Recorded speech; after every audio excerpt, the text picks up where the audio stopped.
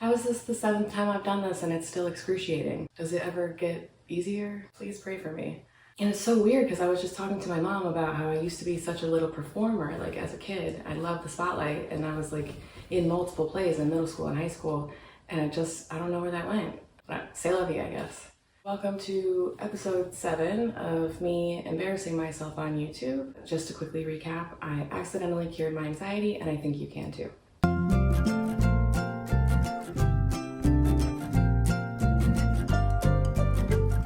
Okay, so you're feeling your feelings, you're setting boundaries, you're trying to focus on what's in your control and release the rest, but some bad moods are harder to shake than that.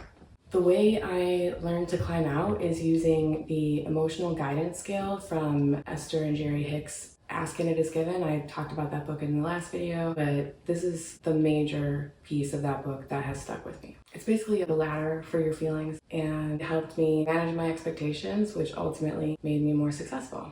It helped me prevent the shame spirals that would inevitably result when I didn't jump from depression to joy. Because that's not just unproductive, it's actually detrimental. The emotional guidance scale gave me a practical tool for improving my thoughts, and that ultimately improved my feelings. So the scale starts at the bottom with the lowest states like fear. I don't want to fuck it up.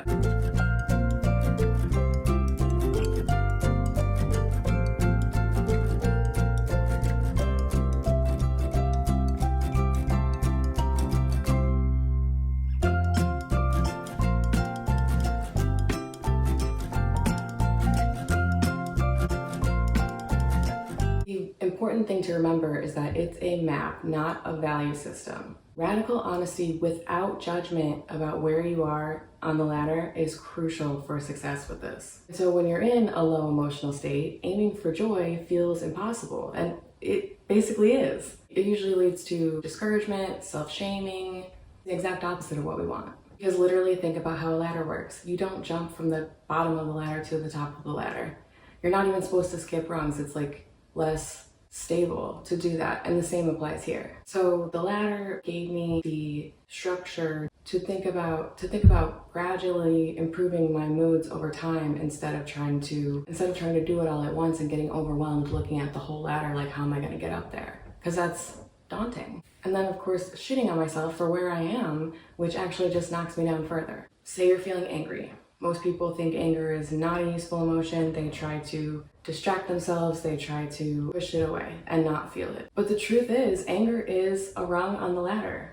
It has more energy than despair, and that energy can help propel you up on the ladder. This pretty much happened to me in 2022 before I even knew this book or any of it, right? It just sort of happened. So I talked about this a little bit more at length in the very first video, so if you want the lore or whatever, just go back to that one, I guess. But basically I got fired and it really pissed me off because I didn't feel like I deserved it. And also I'd given a lot of energy to that company and I didn't feel like it was ever appreciated. You know how it goes. And at the time, sort of in general, I had been really depressed, sitting in the dark in my room all the time. I mean, my marriage was horrible. It was just a really hard time for me. And feeling the anger at my old boss was uplifting in a way.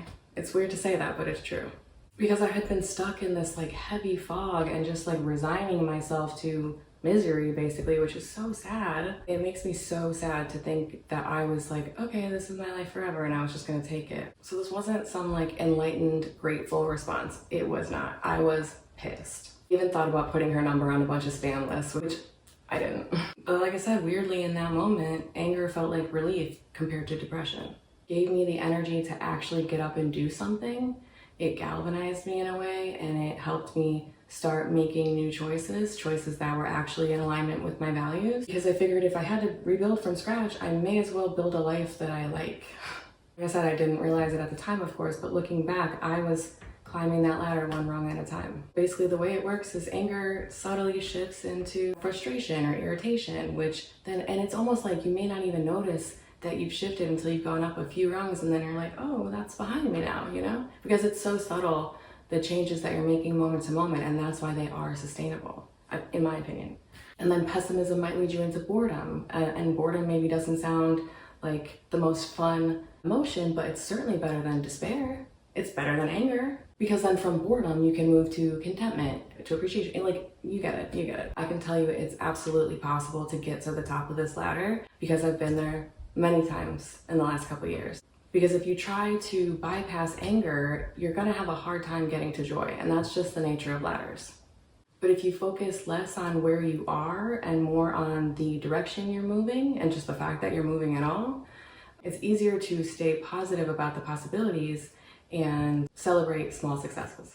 The practical trick is trying to only entertain thoughts that make you feel just a little bit better. Of course, giving yourself grace when you slip back into old habits, because that happens, and then you just forgive yourself, you choose again, and you move forward. So like, everything is shit becomes everything is really bad, but I have gotten through things like this before. Because these tiny shifts are what build momentum. If you're moving in the right direction, no matter how scared you are, no matter how much you don't want to be doing it, no matter how slowly you're moving, it doesn't matter. You'll get to the top eventually. And you should be considering yourself a success in the meantime. So for me in the past, I would try to shake myself out of a depression and just get happy, you know? And if you've ever been depressed, you know that that's not how it works. And then it would sort of make things worse because I would think what the fuck is wrong with you? Why you should be able to do this. Should is a word I don't really use anymore. And that only made it worse. I mean, because it just prolonged my suffering. When I learned about this emotional guidance scale and I started celebrating small wins, like getting angry if yesterday I was in despair, it's made me feel more successful. You know, I'm just gonna keep going because I'm still on vacation and I have to finish stripping this bed and get all packed up to go. The light just died, but hopefully you can still see me. Wait, maybe that'll help. So if yesterday I was in despair and today I'm pissed off, that's a win that's worth celebrating. Because you don't have to fake joy. In fact, it doesn't even work and it's not productive. But if you just take the next step, one rung at a time, you'll always be approaching the top. And of course, there will be things in your external reality that will knock you down a few rungs and you'll have to climb back up. That's the reality of life. You'll climb back up, hopefully higher than you were before. That's life, babe. We all have to kind of stop imagining this hypothetical future day where we have solved all our problems and everything is just easy from there on out. That day's not coming, y'all. It's just not. And accepting that actually made it easier for me to deal with these little hiccups as they come up, or even the big ones, because that shit is gonna happen at various intervals for the rest of my days on this planet. We can take that pretty much for granted, but I would rather be happy in the meantime. Anyway, sorry, I know this stuff is tough and I probably make it sound easy because I've been doing this for a few years and my muscles are more defined. And just like when you're working on your physical muscles, when you're first starting out, it can be a good idea to have a gym buddy or a trainer to spot you until you feel stronger and more confident in your abilities. And I'm happy to be that if someone needs it.